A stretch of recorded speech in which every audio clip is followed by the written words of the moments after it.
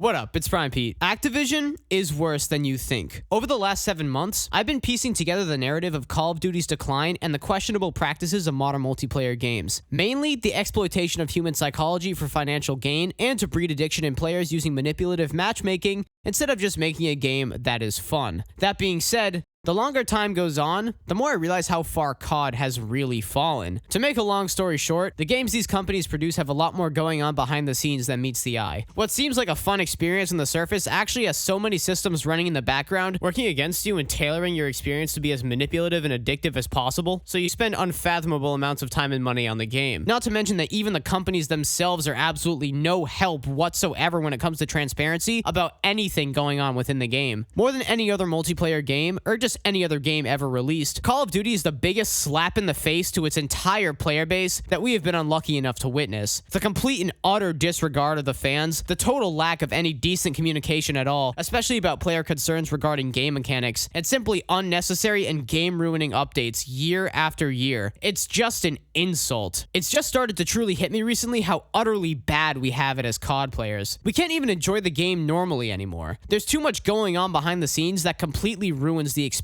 I can't last 20 minutes on Modern Warfare 3 anymore. And while it makes me pretty sad that I can't just deal with my favorite franchise any longer, it did motivate me to make this video. Here's why Activision and Call of Duty are way worse than you think. It's no secret at this point. In the grand scheme of things, we're just numbers. We're just the people who buy the game and buy some cosmetics. We're the players that they try to manipulate and addict with rigged matchmaking practices like eomm. They have absolutely no regard whatsoever for us simply enjoying the game that they've made. This being said, let me enlighten you as to why the situation is worse than you originally thought. First off, if Activision really gave a damn about any of its players, it would make sure that every match experience was optimized properly, and not optimized for engagement like eomm claims to do, but fails to do, and watch my last video for that, but optimized to make sure that the quality and smoothness of each match mechanically is up to par. We live in 2023, and yet we're still all at different ping values. In my matches, FYI, I play with a solid Ethernet connection. I'm still running anywhere from 50 to 80 ping a match, while my opponents have anywhere from 15 to 40. And this is consistently occurring. And it's not even the fact that it's happening as much as the fact that Activision knows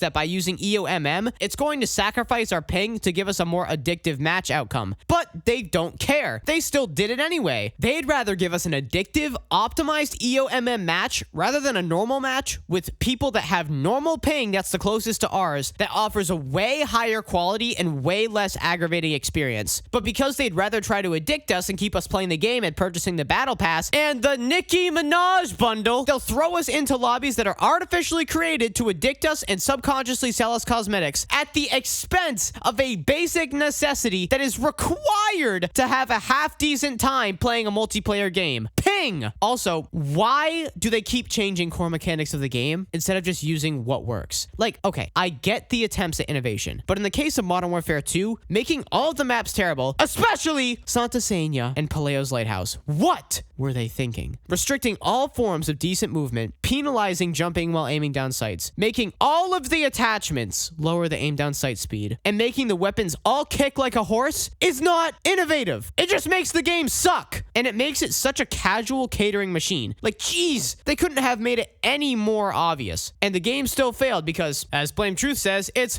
boring. Or, oh yeah, what about the fact that the spawns are complete garbage? And it wasn't even like that until around Season 1, where they deliberately changed the spawns and added some weird revenge spawn mechanic where you'd spawn near somebody if you die too much. And if you're doing too good, it seems as if, oh yeah, on small maps like Shipment and Rust, you'll just spawn into gunfire. I have spawned into a hard scope. I have spawned into bullets. And don't tell me, oh, it's because it's Shipment. Oh, it's because it's Rust. They're broken maps. Are you kidding me? Last time I checked, both of them didn't play like that in any other game they were in. Once again, we're getting smacked in the balls by Activision because they want to make it harder to do well, and they want to add revenge spawns for Timmy No Thumbs who can't seem to get any kills. And oh yeah, just saw this one recently. The fog in Warzone? Hello? Can anyone tell me who thought this was a good idea? I can imagine the pitch meeting right now. Let's just make the map really hard to see. Like, who thinks this is a good idea? And there's a rumor that there's skill-based fog? SPFM? Skill-based fog matchmaking? Any company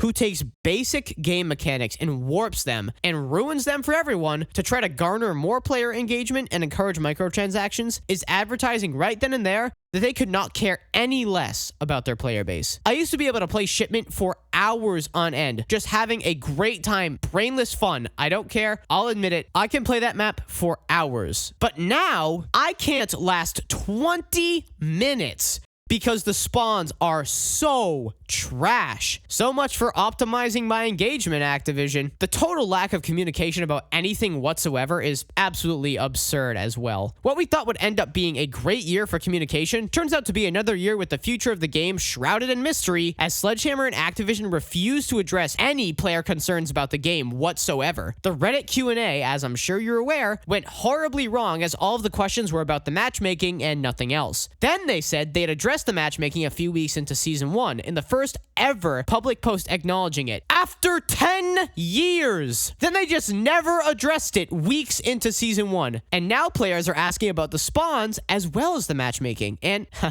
guess what? Absolutely nothing. The complete failure to be transparent about their practices is entirely indicative that these practices are not to accomplish something that the players would be too happy about. If they were all about the players, they'd surely acknowledge the matchmaking concerns and the concerns about basic game mechanics being totally broken with total openness and let us know, hey, it's okay. Changes will be made. But all legitimate concerns about the matchmaking and the changes to the spawns are just completely unanswered and completely left in the dark and will likely remain that way. Not likely. It will definitely remain that way. You know what is even funnier? Everything that doesn't directly tie into some kind of shady practice that either caters to casuals or tries to optimize engagement, so to speak, was directly addressed. Like the armory system, everyone hated it. So they changed it within a week so it was easier to unlock everything. But the spawns, the eomm, nothing has been directly addressed because Activision has Sledgehammer by a chokehold. And they can't say anything about what is keeping those poor casual players unknowingly addicted. And they surely can't acknowledge the reason why these systems exist, which is why they'll never acknowledge that they do exist. All I have to say is, the only reason that they're not talking about it is because it's not a humane system. It's shady and doesn't have our best interest in mind. Only money. You want to know what good communication looks like? Fortnite slowed down and changed the movement mechanics for their new Chapter 5 update, and they got insane backlash about it. Within a day, they acknowledged it. Within a week, they said an update was coming, and within 2 weeks, they changed it back. But they did it respectfully and let the players know that they heard their concerns. I called it, by the way. But Epic Games handled it perfectly. Bad change, essentially no one likes it, boom, change it back. It's not hard! Activision could learn something! Also, if you want to take a break about Activision not caring about us, how about we talk about how they don't care about their devs? It's basically confirmed at this point that they told the devs that Modern Warfare 3 was going to be a DLC, then switched up the narrative once Modern Warfare 2 was shown to be failing and told them it had to be a premium title. So not only were the devs now forced to work overtime nights and weekends to finish the game, they also did it in 16 months, which is less than half the time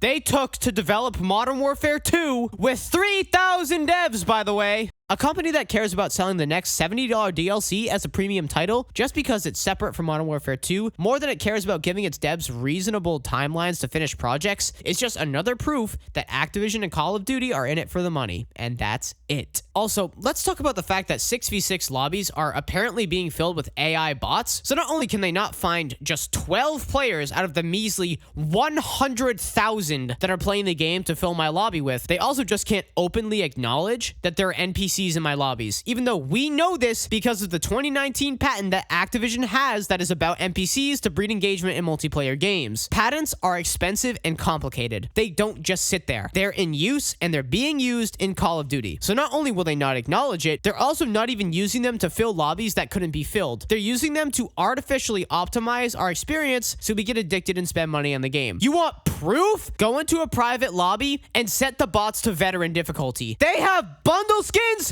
and calling cards. So let me just put this all together here. Activision cares nothing about the quality of the actual matches that players play. They'll sacrifice paying for engagement optimized and aggravating lobbies instead. They also go out of their way to downgrade essential and classic gameplay mechanics to enhance the casual experience to breed more sales from casual players, at the expense of better players who use COD's mechanical diversity to improve and excel in their performance. But more importantly, they sacrifice the players that truly love the game to cater to players that don't. among changing other features for no reason, like spawns, which just breaks the game even more. And their total lack of communication about anything that the players are actually concerned about just indicates that their practices are not at all geared towards making sure the player base have a nice quality of life when playing the game. It's simply to try to pull the strings behind the scenes to garner more sales. Seriously, I don't know how they are getting away with treating us like this for this long. We've had terrible matchmaking and casual-oriented game design for the last 4.5 years, and people, including myself by the way, still drop $70 a year on this DLC. We're just lucky the sales are literally down 50% for Modern Warfare 2. That ought to show them a little. I honestly regret paying for the game because I thought despite the tight schedule, Activision and Sledgehammer might have actually figured out to give us just an actually decent game. And while the game is mechanically good, the matchmaking, spawns, the UI, and other things just absolutely ruin the experience. It is really a shame to see COD fall this far. As I followed other creators and seen all of these issues being covered, the information all coming together in my head just proves to me, finally, that although Modern Warfare 3 has a lot of potential, and COD is a great franchise if you go back far enough, it's no longer being done any justice, and it hasn't been for the last 5 years. Activision is much scummier than you and I originally thought, and I decided to just put it all together into one video. No other company treats its fans like this. Not one! Activision makes EA look nice, and that is saying something. Imagine Call of Duty Modern Warfare 3 was the first COD game ever released in the franchise, and everything was exactly the same, including how Activision treats its customers. The game would fail, the game would never get a sequel, and the company making the game wouldn't go anywhere. They're just using the game's reputation as a bait for players to keep buying the same rigged mess for years on end. Every COD Next event is just filled with them talking about the game and flying famous streamers out to a location that has 1,000 gaming PCs to play an early version of the game in a controlled environment where everyone is just having fun playing the new COD. And then after that, silence. Just get hyped. The game is coming out soon. The game is out. Play the game. Enjoy our super relatable community posts on YouTube. Buy bundles. Hooray.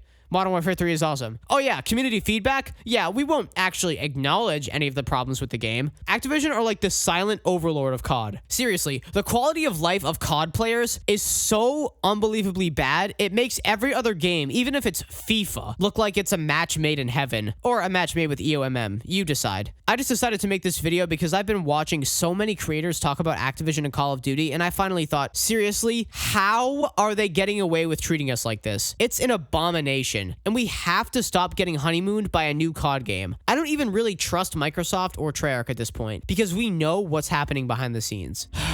But that's all I got for now. I know I sounded really angry in this video, but it's more just me venting my frustrations, a little bit dramatized so I can get my point across. Let me know your thoughts in the comments. Take it easy.